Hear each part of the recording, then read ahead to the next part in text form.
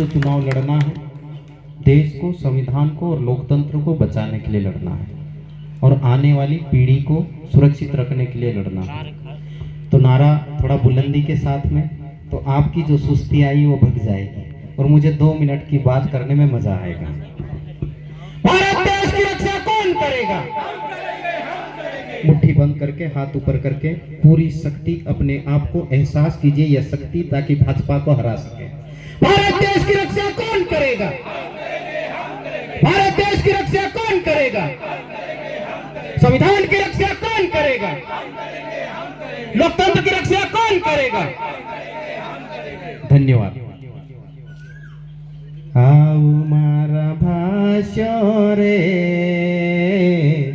आओ मारा बणिशा रे, आखा मिलीने रे, कांग्रेस पार्टी के जीतड़ता रे।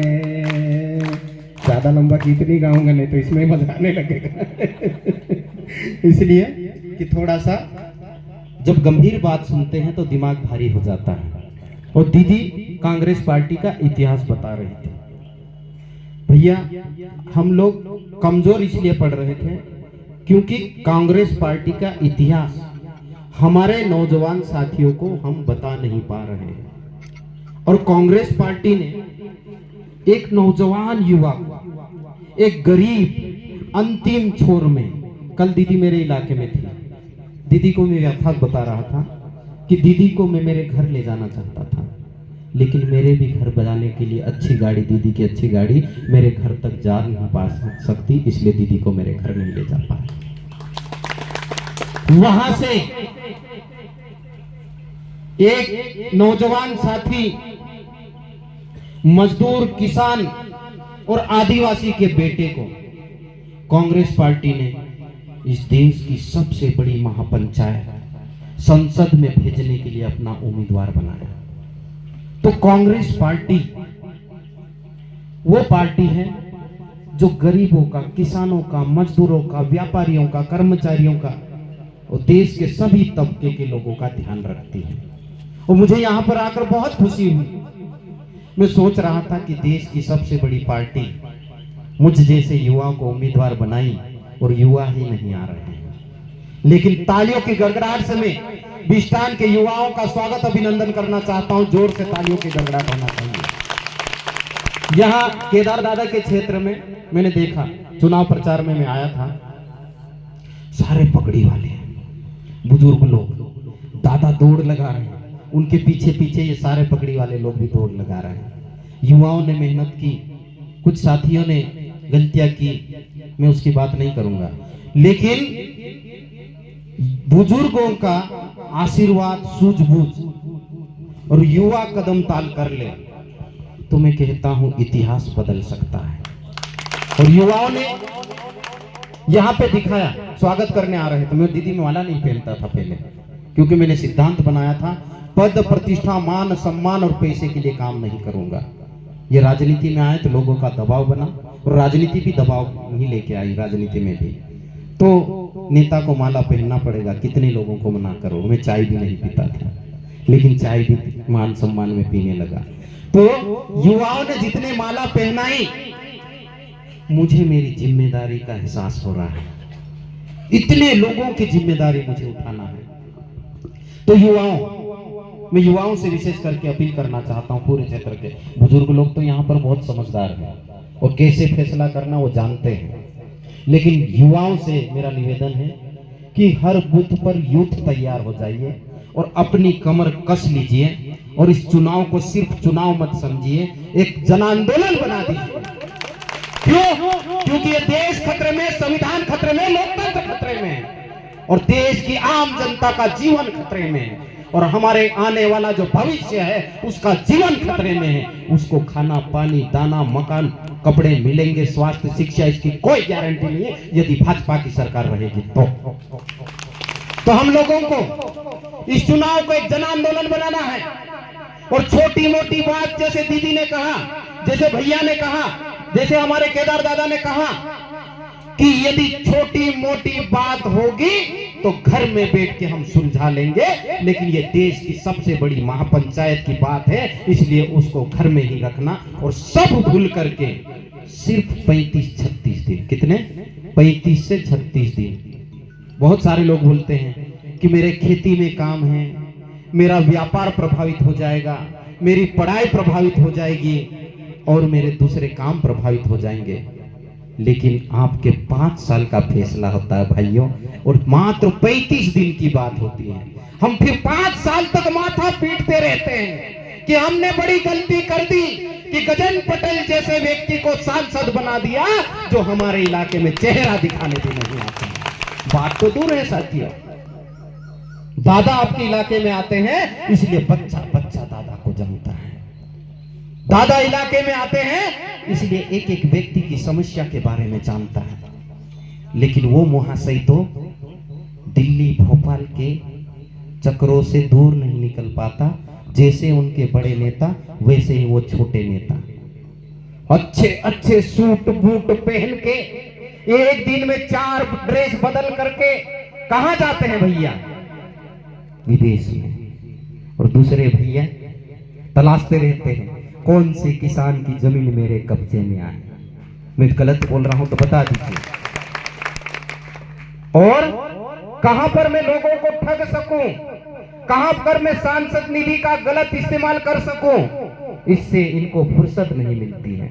तो एक बार गलती की आपने, दोबारा गलती मत कीजिए। मेरी हाथ जोड़ के विनती है भाइयों कि आप लोग समझदार लोग बैठे हैं, दीदी ने कहा कि इनको ज्ञान नहीं देना, हमको सीखना हमसे, हमको ही इनसे। तो आप लोग सीखे हुए लोग हैं, लेकिन जो 30 से 35 दिन बचे हुए हैं, मुझे पूरा विश्वास है, जैसे हम आप लोगों के बीच में आ रहे हैं, आप ध्यान से बात सुन रहे हैं। मैंने नहीं देखा भैया, मैं भी बचपन से ये राजनीतिक सभा में जाता रहता था, लेकिन इतनी लंबी बातें सुन ले ऐसा नहीं होता है। तो आप लोग इतनी तल्लीनता से बात सुन रहे हैं, लोगों के बीच में यदि जाओगे, ईमानदारी की, सत्य की बात, एक नफरत की बात करता है, बड़ी बड़ी हाके लगाता है, और एक दिल की गहराई की बात करता, मोहब्बत की दुकान लेके आता है, उसकी बात यदि आम जनता तक लेके जाओगे तो जनता बराबर समझेगी। भैया हम लोग क्या करते हैं, चुनाव तो बोलो फोरलाल खरते लोडगी मेलेड़ी वालू बोइडा वालू आमरा बासन काई जाएगी, ऐसे ये सोच रखते हम लोग नहीं। ये चुनाव किसी भी इलाके का। और एक और बात बता दो दीदी, ये लोग क्या कर रहे हैं, हम लोगों को भील भिलाला बारेला पटलिया गोंड कोरकू वसावा में बांटने का काम कर रहे हैं। और ये रीति और नीति है, जैसे अंग्रेजों ने बोला था ना कि फूट डालो और राज करो, वैसे ही हम लोगों के बीच में ये फूट डालो और राज करो की नीति लेके आ रहे हैं। हम लोग नहीं मानते इसको भील भिलाला पटेलिया बारेला, क्योंकि इस देश के संविधान में आदिवासियों के नाम पे प्रावधान किए गए, किसी भील के अलग, भिलाला के अलग, बारेला के अलग, पोटलिया के अलग, ऐसा कहीं नहीं है। तो ये जो लोग हैं वो प्यार और मोहब्बत की बात करते हैं, ये फूट डालने की बात करते हैं, हिंदू मुस्लिम को लड़ाने की बात करते हैं। इनको अब मुंह पे तमाचा मारने का वक्त आ गया है। इसलिए आप लोग, मैंने मुट्ठी बंद जो करवाई थी ना, ताकत के साथ में चुनाव लड़ना। उनके पास में पैसा ज्यादा हो सकता है, उनके पास में दूसरी चीजें ज्यादा हो सकती है, लेकिन कांग्रेस पार्टी को मानने वाले लोग, कांग्रेस पार्टी की विचारधारा को मानने वाले लोग इलाके में खत्म नहीं हुए हैं। ज्यादा ही कार्य करता है, मुझे पूरा विश्वास है, क्योंकि जानता हूं मैं बहुत अच्छे ढंग से। ईमानदारी से यदि अपनी पूरी ताकत के साथ में और इस नफरत के खिलाफ लड़ने के लिए, इस अन्याय की सरकार के साथ में लड़ने के लिए, भाजपा को हराने के लिए अपनी अंतरात्मा की शक्ति को आप पहचान लेंगे और हनुमान बन के लोगों के बीच में निकल जाएंगे, तो भक्तगण का आशीर्वाद आपको जरूर मिलेगा। और मुझ जैसे छोटे कार्यकर्ता को, जो दीदी ने बोला ना, मैं बराबर जानता हूं, क्योंकि मैंने मजदूरी की है, और ऐसा नहीं 16 घंटे तक काम की है मैंने, और मैं किसानी का काम भी किया हूं और सरकारी नौकरी किया हूं, तो आम जनता और प्रशासन का व्यवहार भी जानता हूं, और साथ ही साथ व्यापारी वर्ग में जीएसटी का ऑफिसर रहा हूं। तो आपका दुख दर्द भी ठीक से जानता हूं मैं कि कहां पर आपको परेशान किया जा रहा है। तो मुझ पे यदि विश्वास करेंगे, ज्यादा लंबी बात नहीं करता हूं, मुझ पे यदि आप लोग विश्वास करेंगे, मत रूपी आशीर्वाद 13 तारीख को यदि देंगे और 4 जून को यदि रिजल्ट हमारा पॉजिटिव आता है, आएगा आएगा रिजल्ट पॉजिटिव आएगा। कांग्रेस पार्टी जिंदाबाद। ये युवा की आवाज है। तो ये जो आवाज आप यहाँ पे लगा रहे हैं ना, तो 4 तारीख को रिजल्ट आएगा और हम जीत के साथ में जब सदन में जाएंगे, तो मैं इतना विश्वास आपके उपस्थिति में दिलाना चाहता हूं कि आपकी कोई भी बात, ये गजन पटेल जी के आप रिकॉर्ड उठा करके देख लेना, सदन में कितनी बार प्रश्न उठाया, व्यापारी का, किसान का, मजदूर का या अन्य समाज का, कोई भी हो, कितनी बार प्रश्न उठाया, आप इतिहास उठा के देख लेना। ये तो डिजिटल जमाना आ गया, और ये डिजिटल जमाने की भी बात करते हैं ना, ये माननीय राजीव गांधी जी की देन है। अरे ये तो देश को बेचने का ही काम किए, देश को डुबाने का ही काम किया, इससे बड़ा कोई काम नहीं किया। पूछते हैं कांग्रेस ने क्या किया? कांग्रेस ने देश को बनाया, आप जो बनाया उसको बेचने का काम कर रहे हैं। तो मैं कह रहा हूं कि डिजिटल जमाना है, आप उठा के देख लेना, और जब आप हम पे विश्वास करेंगे तो हम पूरी ताकत के साथ में, पूरी ईमानदारी के साथ में आपकी बात को सदन में रखने का प्रयास करेंगे। और ये क्या एक तरफा करने की बात कर रहे हैं?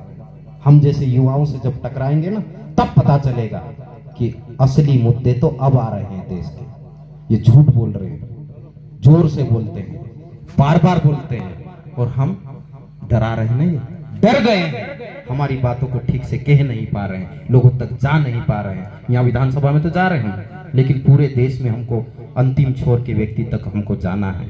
तो एक तो बात ईमानदारी से करेंगे, दूसरा जितना हमसे हो सकेगा, जो हमारा सपना है कि हर गरीब के बेटे को अच्छी शिक्षा मिले, हर गरीब व्यक्ति का अच्छा इलाज हो, और हर गरीब को 2 वक्त का भोजन मिले, और इनके राज में जैसे पलायन हो रहा है ना, ये पलायन रुकना चाहिए, और नौजवान जो बेरोजगार साथी है उनके स्किल डेवलपमेंट के कार्यक्रम चलना चाहिए, और छोटे छोटे उद्योग धंधे अपने अपने इलाके में स्थापित होना चाहिए। ये हमारा सपना है, और इस सपने को हम पूरा करेंगे हमारे मार्गदर्शकों की सलाह से, गुरु ज्ञान से, और मुझे पूरा विश्वास है कि इसको हम कर पाएंगे।